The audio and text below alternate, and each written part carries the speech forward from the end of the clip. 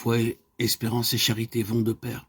L'espérance sera signe en pratique dans la vertu de patience, qui ne fait pas défaut dans le bien, pas même face à l'échec apparent, et dans celle d'humilité, qui accepte le mystère de Dieu, et qui lui fait confiance, même dans l'obscurité. La foi nous montre le Dieu qui a donné son Fils pour nous, et suscite ainsi en nous la certitude victorieuse, qui est bien vraie l'affirmation « Dieu est amour ». De cette façon, elle transforme notre impatience et nos doutes en une espérance assurée que Dieu tient le monde entre ses mains, et que malgré toutes les obscurités, il triomphe. Comme l'Apocalypse le révèle à la fin de façon lumineuse à travers ces images bouleversantes.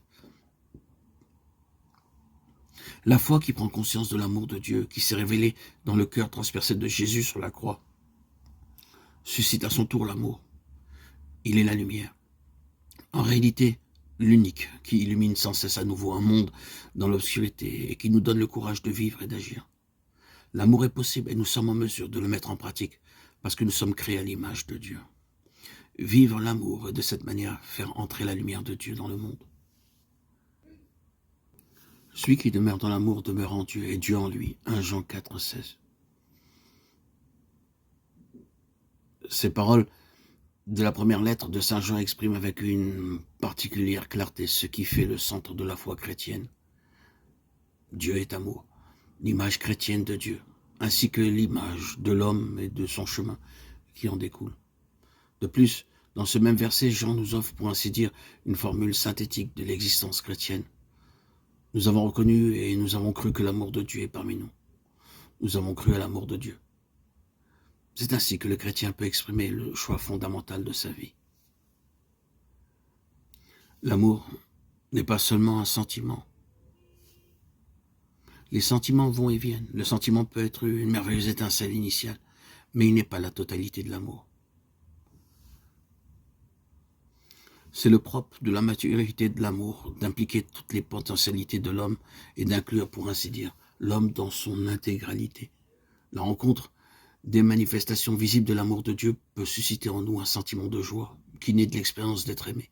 Mais cette rencontre requiert aussi notre volonté et notre intelligence. La reconnaissance du Dieu vivant est une route vers l'amour, et le oui de notre volonté à la sienne unit intelligence, volonté et sentiment dans l'acte totalisant de l'amour. Ce processus demeure cependant constamment en mouvement. L'amour n'est jamais achevé ni complet. Il se transforme au cours de l'existence, il mûrit, et c'est justement pour cela qu'il demeure fidèle à lui-même. Vouloir la même chose et ne pas vouloir la même chose, voilà ce que les anciens ont reconnu comme l'authentique contenu de l'amour. Devenir l'un semblable à l'autre, ce qui conduit à une communauté de volonté et de pensée. L'histoire d'amour entre Dieu et l'homme consiste justement dans le fait que cette communion de volonté grandit dans la communion de pensée et de sentiments, et ainsi notre vouloir et la volonté de Dieu coïncident toujours plus. La volonté de Dieu n'est plus pour moi une volonté étrangère que les commandements m'imposent de l'extérieur, mais elle est ma propre volonté, sur la base de l'expérience que, de fait, Dieu est plus intime à moi-même que je ne le suis à moi-même. C'est alors que grandit l'abandon en Dieu et que Dieu devient notre joie. Psaume 72, 23-28.